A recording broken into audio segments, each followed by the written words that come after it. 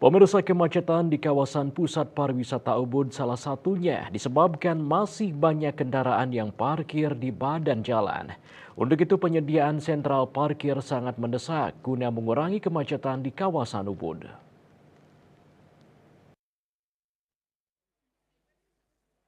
Ketua Fraksi Demokrat Bersatu DPRD Kabupaten Gianyar Ide Bagus Gaga Disaputra mengatakan sentral parkir di jantung kota yang sesuai rencana akan dibangun di lapangan Astina Ubud.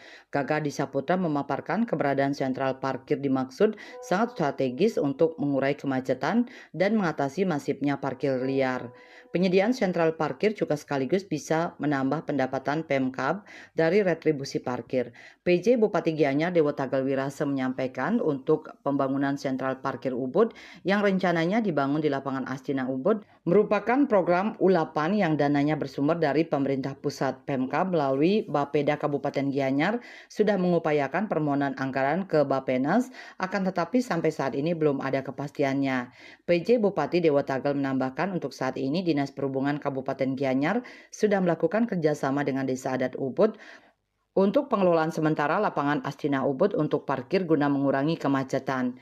Ini untuk mengatasi masifnya parkir liar dan sekaligus menambah pendapatan dari retribusi parkir. Wirnaya Bali Pos melaporkan.